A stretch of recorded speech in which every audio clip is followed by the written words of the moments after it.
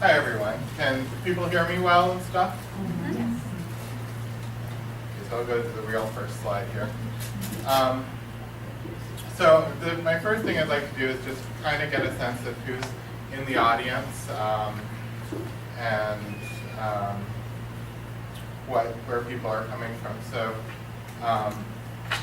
just to kind of get a feel, people, excuse me a second.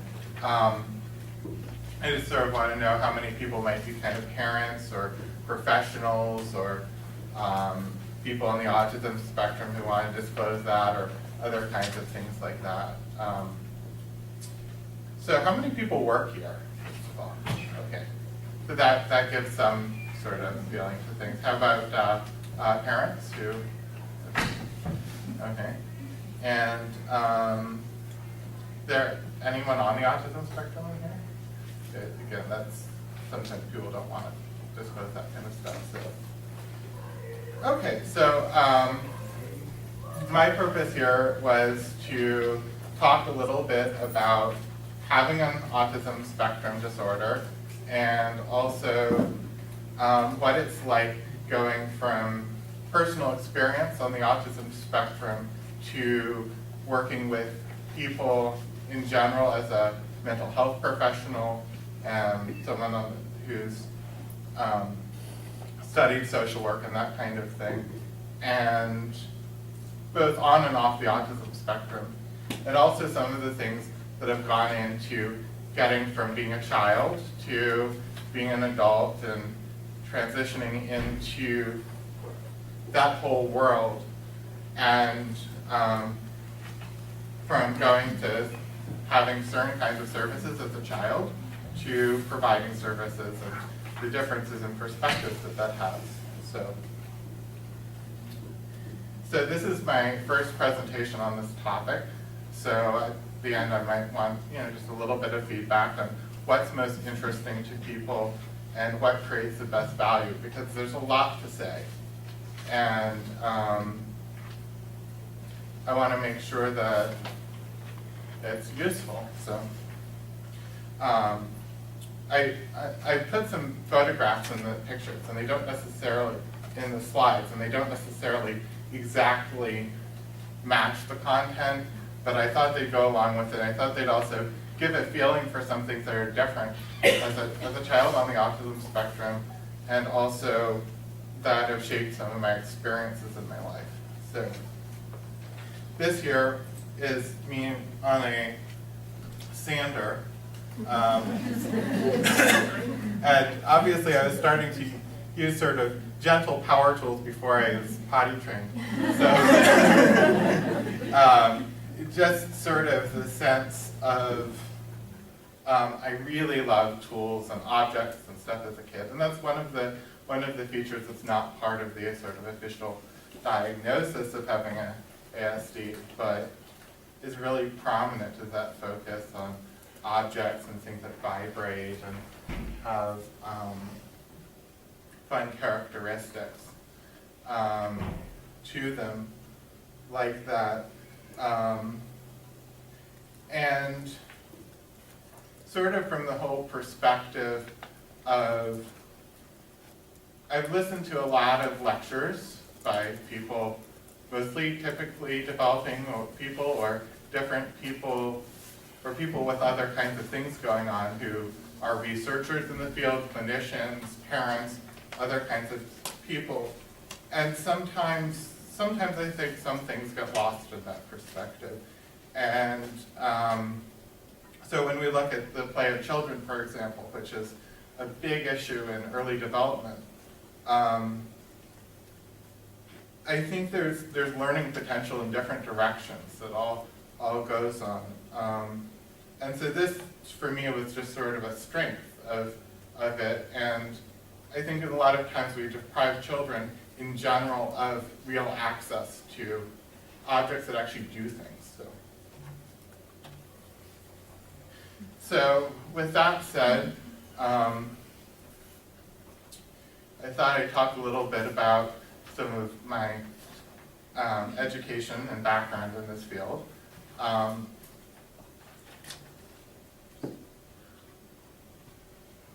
one of the things also that's come to my mind is just trying to, in the progress of studying all this, I've really put a fair amount of time and effort into understanding how the autism spectrum functions.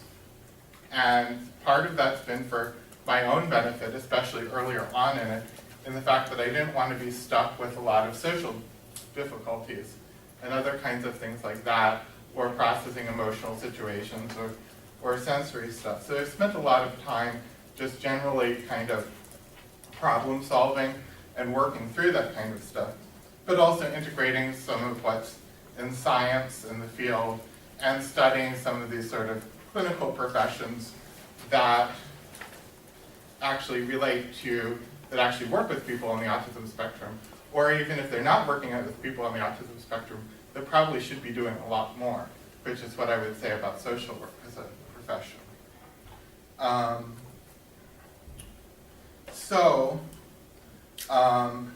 And in saying that, often I'll go to conferences and introduce myself to people and say, sometimes I'll disclose a diagnosis, sometimes I won't. And I'll say, well, I'm on the autism spectrum, and I have a master's degree in social work, and talk a bit about something that they're interested in. And I find that people don't always seem to see why I would actually know something about the topic that I'm talking about. And so those conversations can be kind of dead ends. So I try to balance sort of introducing what my background is and why I would have certain perspectives with just saying them, because otherwise I think it might not come through.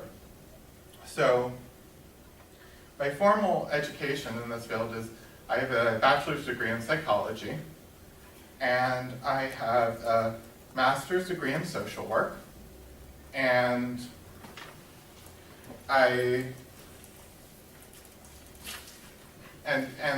and in my master's degree in social work, I also have LEND trainee. I was a LEND trainee too, which is a program that I think you guys have here too, for those who work here. And what that is it's a training, for people that don't know, it's a program that's federally funded called, I think, Leadership Excellence in Neurodevelopmental Disabilities. And so it's an internship designed actually to train to practice with people with neurodevelopmental disabilities. So, with all that said, the other thing for me is that some people I've known for a very long time, of course, and know me since being a child, and most people haven't. Certainly most people here haven't. And so I'm pretty different than when I was 15 or 10 or whatever. Not just in the fact that I'm older and more mature, but also in the fact of how much I'll show autism spectrum symptoms and make eye contact, communicate with people, be willing to approach people, have conversations and stuff. So a decade ago, I wouldn't have been willing to, say, go to a conference and start talking with people and conversations on my own. They just wouldn't see me there. So there's a lot that can be done, and that's a bit of background of my education and where I'm coming from. And a bit about the sort of thing I said of why do I have something to say on this, and where is that? I think the other thing that's easy to think is that, like, you can sort of mature out of symptoms or things that are happening. And by the way, I'm calling, using words like symptoms and disorder and stuff, and I know some people in the field don't like that much. But I'm partly just working from what is there, and to me, there are aspects of this that are indeed disabling and a disorder or have really consequences that are not pleasant to live with, and in my opinion are worth changing, addressing, solving problems. And then there's other sides of things that are useful, and you have changes to the nervous system and they do different things and they go different directions. I don't think a lot of children, going back to this slide, would have been able to hold that sander in place and do what I'm doing. It's on, you see the dust coming off, and so there's also the things that I love about myself and the things that I think make it interesting to have the diversity if you can make that diversity work. And I think making it work is really important. So one example of this is, to me, making eye contact. And people have very different viewpoints on eye contact in this field. Some people think it's very important. Some people think you should basically ignore it. And other people think that it's important, but people aren't teaching it well. And I'll probably go to the third point of view on this, in the sense that for a while, people were sometimes using discrete trial training to get people to look at someone's face or look at someone's eyes. And the apparent success of that in terms of making something that's really useful to people hasn't shown up to be that good from my understanding of it. And partly because that's not what eye contact is. Eye contact isn't staring at someone's eyes. And if you do that, you will make someone really uncomfortable. But if you don't look at someone's eyes at all, you're also, might make them uncomfortable, but you're also not going to find out a lot of information about what's going on too. So even if it's socially acceptable to make less eye contact, it's not always the good thing.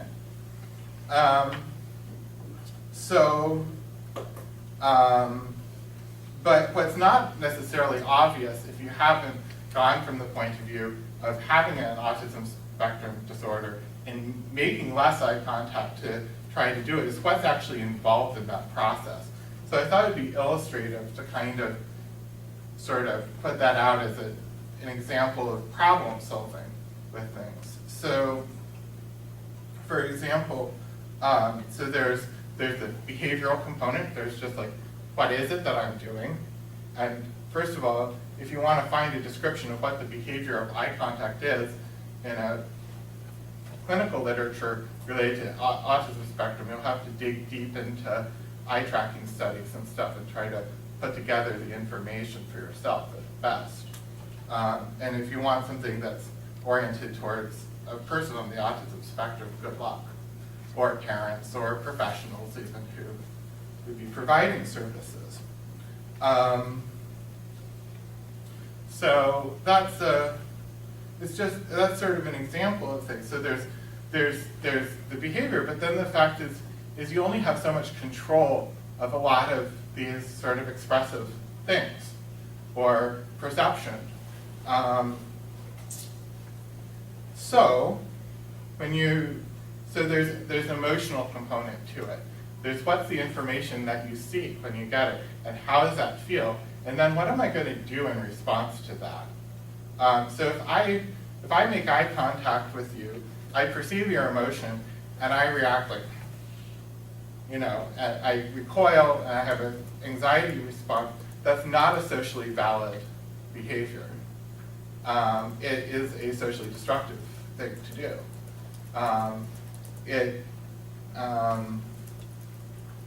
So it took a lot of time to learn to make passable eye contact, a lot of understanding of things, and a lot of figuring out nuances to do that. And I think that the kinds of things that are learned from that are things that the field should be looking at. And but I haven't found that always people are super open to hearing things. So I'm really glad to be doing a presentation like this where it's not, a 2-minute conversation.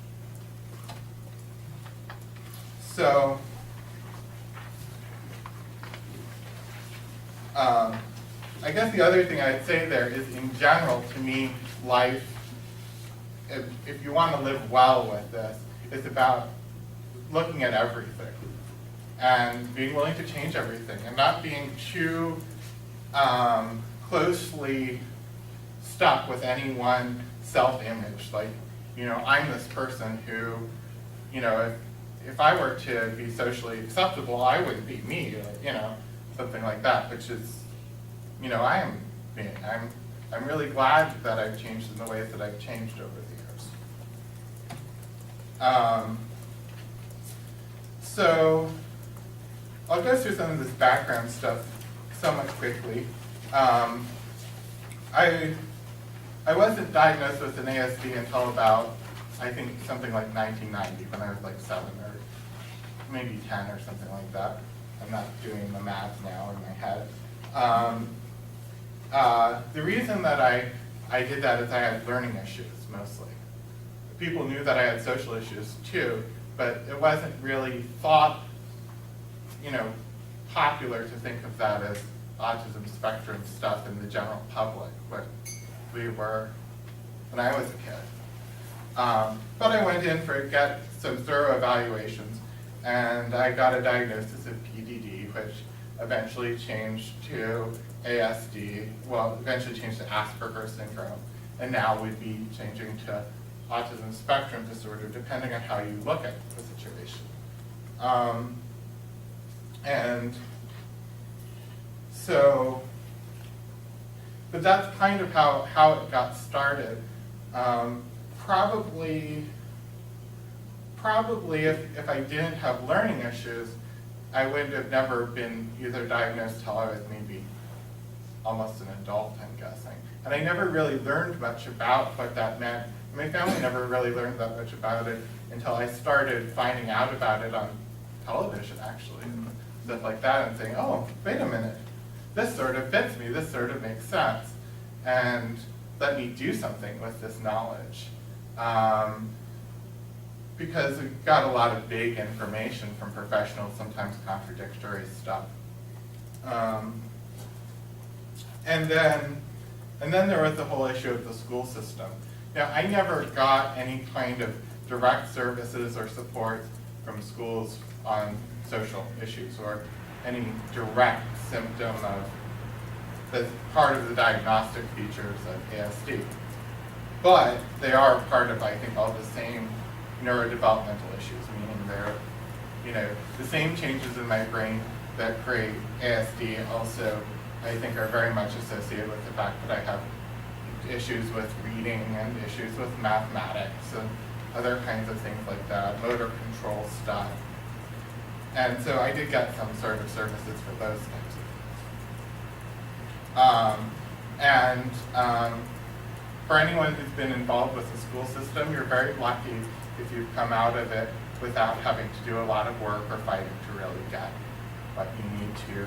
And that's shaped some of my experiences as an adult, and some of why going into social work, which has some advocacy component, is really important from my perspective. And when I was a teenager, I went from going to a small community private school to an 800-person junior high school. And junior high is, you know, sort of the entrance gate to hell.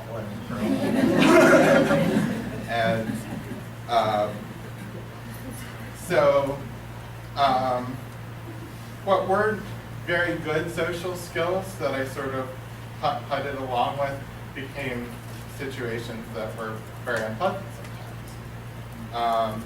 And I didn't really get to know anyone in the 1.5 years that I was there, and 1.5 years should go through, some might not be going well. And I actually started exemplifying some of the things that are associated with it, like making less eye contact with people, because, you know, making incorrect eye contact in a hostile environment is very dangerous. It's likely to attract negative attention, which is probably part of the reason why often adults that need less eye contact show up as more successful, because in some of the research. Now, again, it depends what you mean by eye contact. But I sort of started to learn to act more like a robot when I was there. And I had to spend a lot of time unlearning that stuff. The social isolation, I didn't really have much friends and stuff. And then I left junior high and homeschooled because I was having a lot of response to what appeared to be the physical environment of the place with fluorescent lights and other kinds of things like that, but probably also was a response to sort of semi-traumatic stress too, that I wasn't really that aware of what was going on with that. So I left there and homeschooled and didn't really have a great social network or anything. So I had a pretty isolating teenage thing in terms of peer contact. And that also really shaped me having an interest in saying, wait a minute, all these things that I've done up till today, you know, they're getting me in a situation which is very unpleasant now. You know, no great friendship possibilities, dating definitely out of the question when you don't know anyone and aren't in contact with people, and just generally sort of disconnected. So I started to realize that maybe I would have to change certain things. And I think that realization is very important here. I've seen a number of people who are adults on the autism spectrum, and they don't even know what, they can tell you that they have the diagnosis. They'll be free to tell you, and you ask, well, what is it? Can't get a good description. How does it affect you? Well, you get some description there. Well, what do you actually do that's different, that's making a problem? And then it's like, you might want to change this or something. Ignore silence. So I don't think it's not easy at that point, and that's probably one of the reasons why early event intervention is getting so much attention, is not necessarily because it inherently works better, but because you get people before, you have this formed ego that says, well, this is who I am and this is what I do. And because I think people don't understand a lot of the skills that are needed as you get older and how you actually apply them too.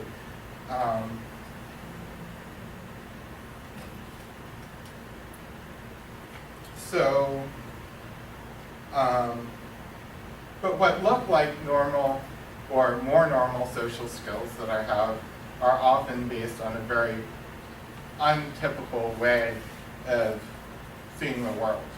So I just take in a lot of information. I process it somewhat consciously, but certainly using different ways than I think other people are doing it. If I describe my experience as an interaction, I'll usually get some response from someone, why, you're really overanalyzing this, or other kinds of things like that. But that overanalysis is what gets results. And the more attention I actually put on things and to really understanding things in detail, the less it looks like that to people, ironically, unless I say so.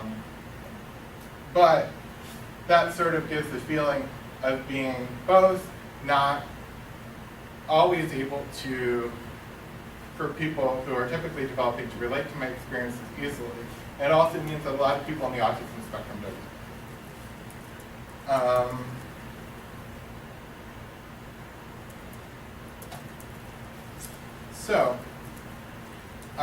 Then I went, once I got out of homeschooling and dragged myself through a GED and got academic accommodations through the moray of stuff that you have to go through with the organizations that give you SATs and ACTs and things like that. I decided to go to a small private college in Vermont, and that I thought might be a little bit, I didn't want to go back into a place where I felt like I was going to get lots of grades based on really social cognitive issues and not content, which is how a lot of multiple choice tests work. They're really theory of mind tests in my opinion. And then content is sort of a secondary feature of them and stuff like that. So it's just sort of resenting some of that kind of stuff that made me want to choose something a little bit different and a little more alternative. So I went to a place that had sort of a humanistic psych orientation and got a psychology degree. Not much talk about the autism spectrum in a psychology degree often. If I didn't bring it up, it would probably come up maybe 5 times. And you know, that's 2004 to 2008, so that's recent, that's not that long ago. But I got involved with people in the local community, and there was a strong online parents group and stuff like that that I connected with, met some people, and spent a lot of time with people with it. So that sort of started to get that connection, because otherwise it felt like, you know, this is something I came into the field to understand, and hey, I'm not getting more of this. So after that, I got my master's degree in social work. And again, I could have gone through most of a social work degree without maybe 5 mentions of this if I didn't do it for a lot of papers and stuff like that. So, but I made sure to get intern field placements and stuff that were related to it. I did some stuff related to ABA with young children, and also with, and got this traineeship and participated in interdisciplinary evaluation teams and that kind of thing. I know it's a really interesting experience to do that kind of stuff, because I don't know exactly what the best way of putting it is, but although there's this sort of place that's centered on it, it's also, I don't think, at the top of the field, and there's a lot of misconceptions that float around in organizations that I think are designed to help people on the autism spectrum. And it's difficult sometimes to go into something like that as a student, where I don't think West Virginia culture is that sort of listen to everyone and see what people think kind of culture. And so just trying to navigate this thing of saying, well, yes, I'm a student, but no, you know, what you're doing in this situation might not really be the right thing. And having to do that too many times isn't that socially correct, but it is an ethical obligation, I think. You know, when you know something, to share knowledge and work with it, and it's very, I found it really, there was a lot of challenges associated with that. And just dealing with some of those perceptions with it. I don't think that for all that was going on in this field, that the view of people with autism spectrum was always that positive. And of course, that leads to challenges. So for example, they had a feeding clinic there, and they do interdisciplinary evaluations. And I thought they were a little bit quick to prescribe behavior change when they could be looking at, for example, other ways of providing nutrition in a little bit more detail before they thought that they should, you know, use ABA to get people to eat things that they didn't want to eat, for example. I just feel that's, you know, it may be okay, it may be for someone's benefit in the end, I don't know, but I wouldn't want to be handled that way.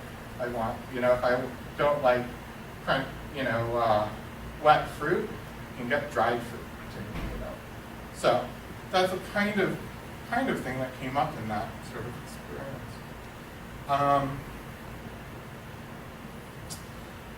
The other thing is that psychology can be very disconnected from sciences, and sciences can be very disconnected from psychology.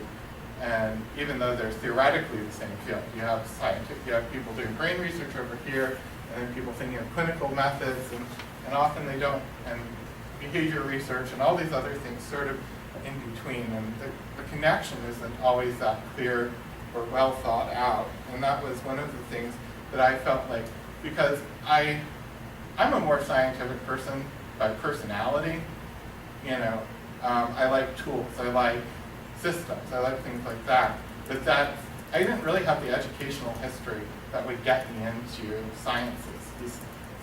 So I, pulled it in where I could and did a lot of study on my own about things. That's the other thing that I've done is I've gone to a bunch of conferences. I've listened to many, many lectures on the field, read a lot of material, and I'm really a lot more familiar than I think a lot of entry-level people really are about some of this stuff.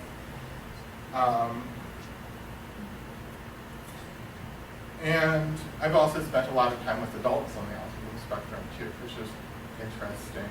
I think it's very good for people who are professionals to have some contact with adults and see what it's like and how people live. And a personal relationship is very different than a professional relationship too.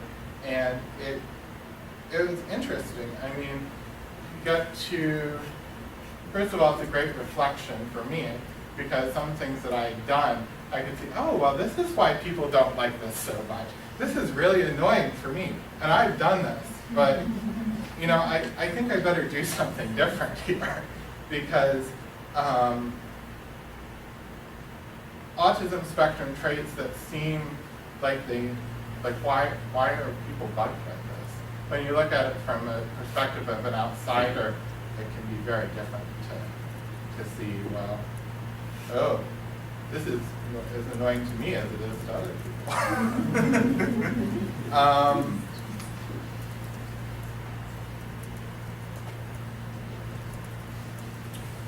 So I've touched on some of this stuff a little bit by now. But to just sort of sum it up, as a kid I was really interested in a lot of hard science kind of things, like physics and stuff, probably to some extent brain science and that kind of stuff too.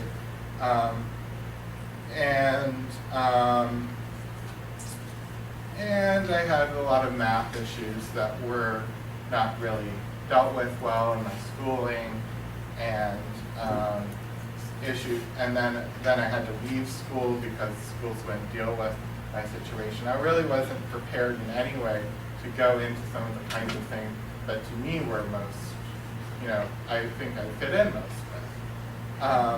So there's this sort of paradox. I mean, I understand a lot of things conceptually, but I don't necessarily have some of the pragmatic background. So I went through these much more touchy-feely versions of things, or social versions of things, and it's really sort of fits how my general perspective on the world has been. And it's been useful learning for me. Social work was my last choice for a degree because there's just not much done by social work in this field. And I applied to a bunch of other kinds of programs, but that's what I got into. It's a great field for it in principle, to have a combination of the ability to work clinically, to have the ability to, and at the same time have background on government systems, social welfare issues, things like that, which are all really serious things that need to be thought about here. And it's really interesting. I watched something on social disparities in the autism spectrum and diagnosis and stuff from NIH by a bunch of leaders in the field. And it's interesting that both of them are medical doctors, and they're maybe a psychologist on there. No social workers there. That's really weird, And it's not that easy as a medical doctor probably to spend a lot of time on those kinds of issues. So you really have to care about that kind of thing to do it. Because of course there's a lot of other needs for that kind of thing, and it doesn't pay great or anything to do that sort of thing usually. So certainly sometimes in learning about these things, we get into awkward situations where, I really appreciate your perspective and that you're a supervisor, but, here's what I see going on. Or things like that. and conceptions that other people have of social workers too, learning these things. Because we're really have rigorous clinical licenses that we can do a lot. In my state, for example, you can diagnose people on the autism spectrum as a clinical social worker. It's pretty clear in the licensing statutes that would cover that. It's really interesting to me that my supervisor, who was a social worker, didn't know that. And yet she was running a LEND program. So it was an odd experience to see how little, I think, also social workers have really advocated for themselves in this field too. If we can diagnose the schizophrenia, why is diagnosing autism not different or something? So this is probably not true in every state. So it got some of my training as a resource social worker in the field, but the problem is there really aren't jobs for resource social workers in social work in autism spectrum stuff, which is where I want to go in. So got some of the clinical stuff, just not that strongly as I should have. But that's one of the things that I really advocated for in the programs I was in as well. We need real clinical training in this topic. It's not acceptable to have people going in and going into these jobs who just don't know stuff. So, a lot of learning as I go along. And then graduated and I looked for jobs for social work people in the autism spectrum. And not social work people with ASD, but just social work people. Like I wanted to find a job, you know, that was fairly specialized, you know, because that's really where my study is focused a lot on. I could probably just as well have another master's degree in autism spectrum stuff in addition to social work because of the amount of time and energy I've actually spent studying it.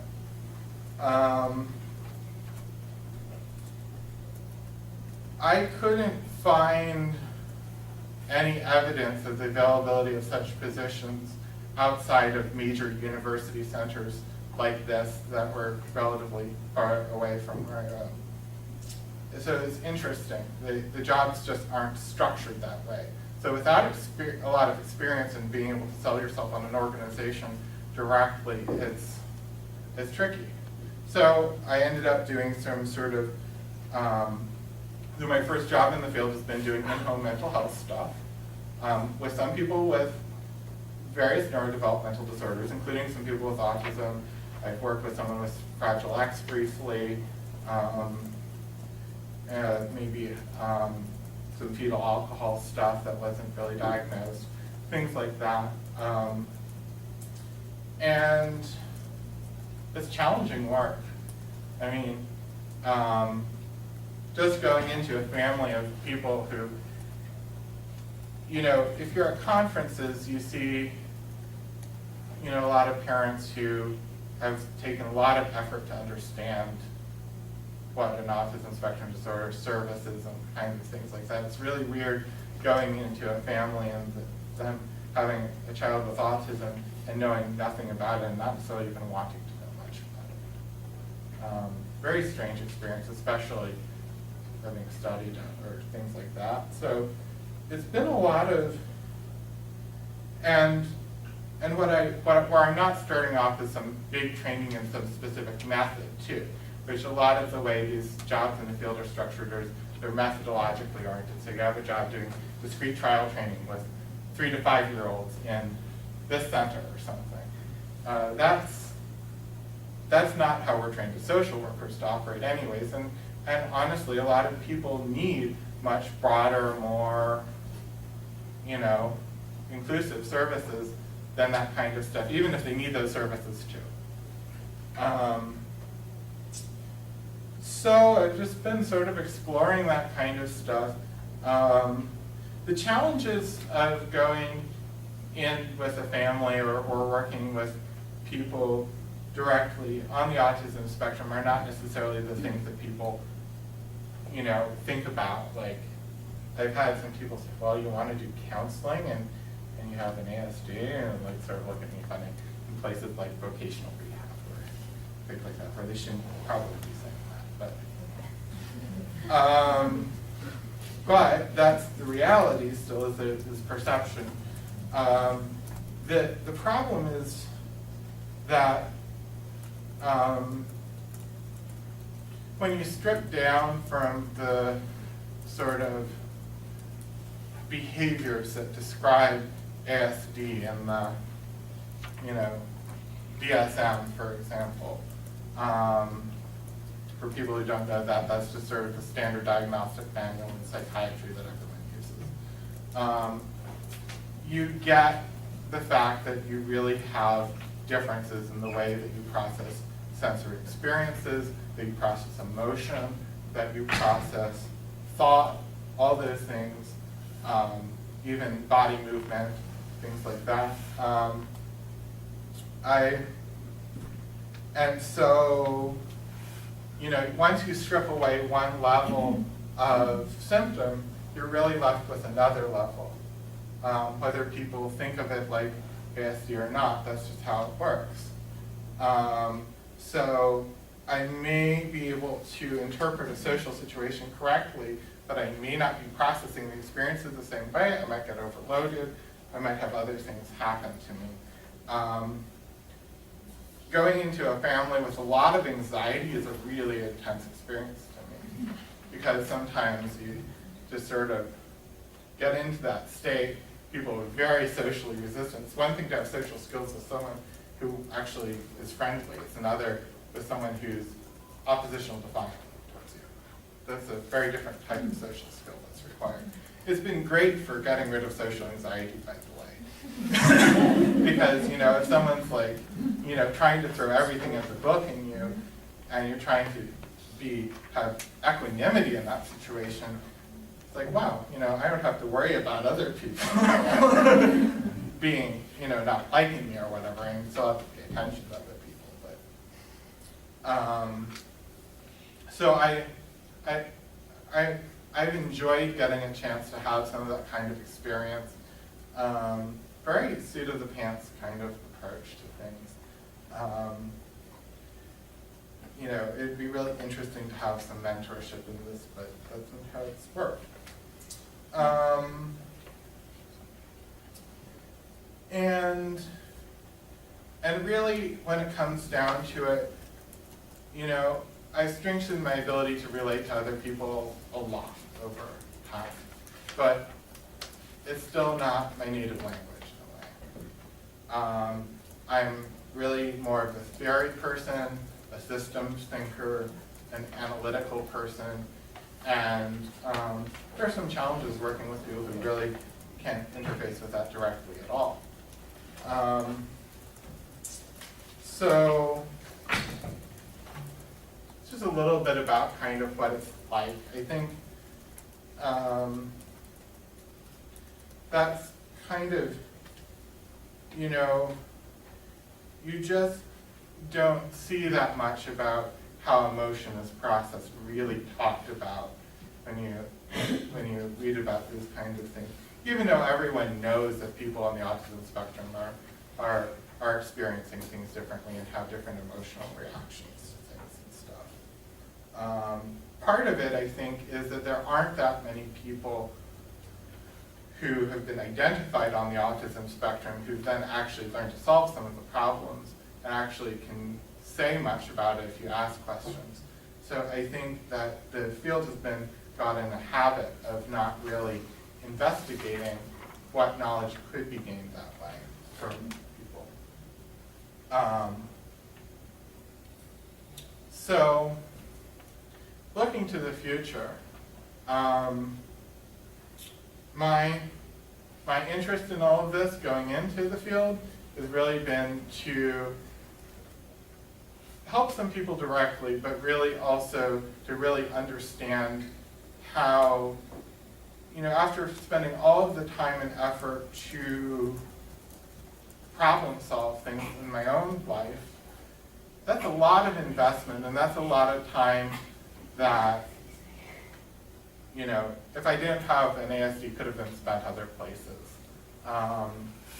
in some ways I could say I'm just not as far ahead in life as I would be otherwise, you know? And sometimes it's challenging, but on the other hand, you take that experience as meaningful experience too. And my interest has been translating personal experience with this into practical solutions for other people. I haven't found a book on social skills that I'm satisfied with, for example. I haven't found one that's, by the time I'm looking at it now, that's giving me new information, really, that I could actually work with. And that's unfortunate, because I still need a lot of practice with things, and I still have a lot of challenges.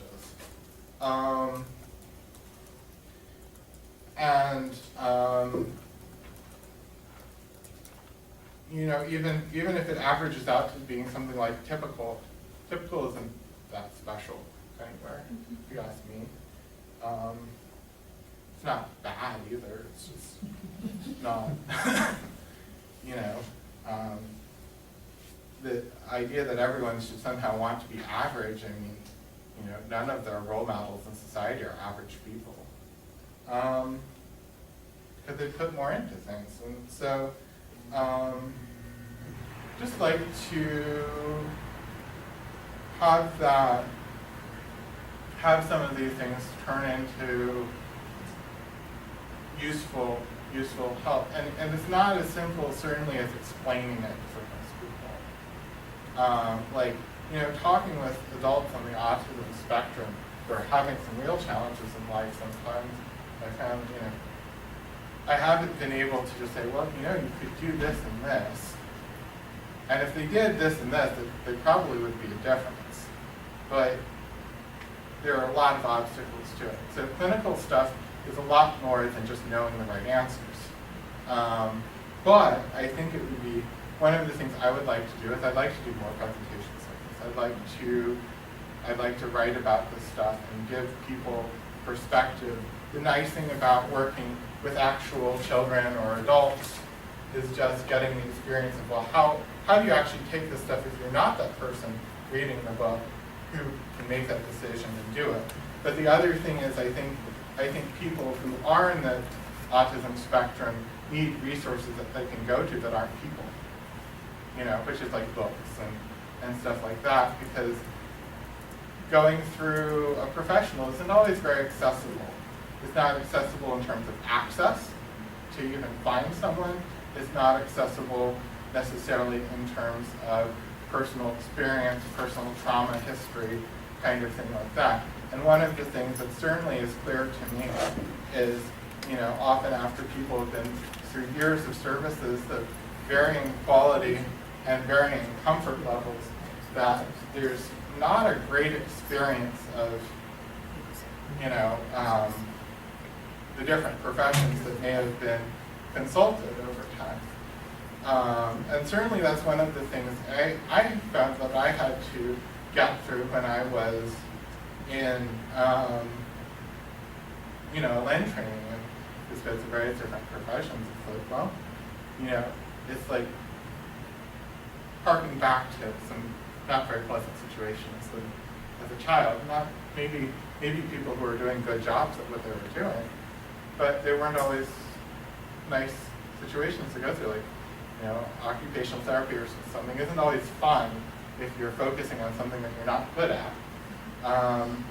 And then it's interesting going and working with people directly, and, you know, getting maybe some of the same kinds of resistance as I had as a kid too to things, and saying, okay, so this is the other perspective, and it also is a great tool for forgiveness, just going in that situation and realizing, you know, I can't just do better that easily. Maybe in 10 years I'll do better, you know, but, and then there's the science of all this, and I think the science is very important. Sometimes I think I value some of the science a bit more than some of the scientists value it. Because I think there's a lot of useful directions that are opening up. A lot of potential for things to be different. I really like having access to information and tools. And sometimes I can find ways to use them that other people haven't really had because they don't have a situation to test them in, for one thing. So for example, I've actually looked at eye tracking research and said, okay, well, can I apply some of this information? It would be really interesting to actually have a eye tracker as a tool for doing some kind of biofeedback kind of stuff with it. Don't have that, but you can start looking at how you scan around a face and other kinds of things like that, for example.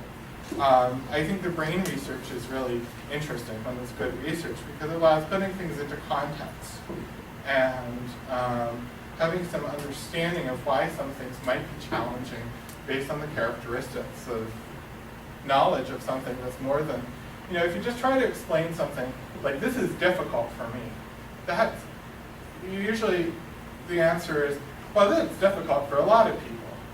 And then the tendency is, the easy thing to say is, no, you don't really understand.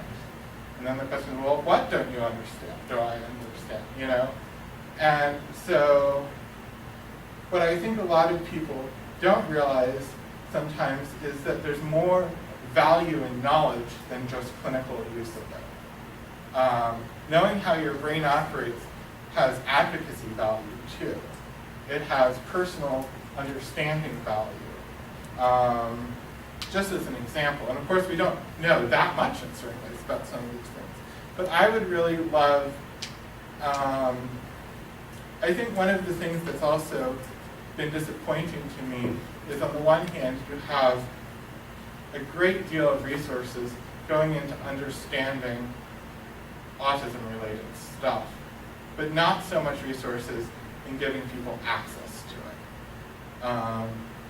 And not so much involvement of people on the autism spectrum in translating it to things. So the way I'm going to translate something for myself is very different maybe than how a clinician would translate the same information into practice for a 5-year-old. It's just a different scenario. And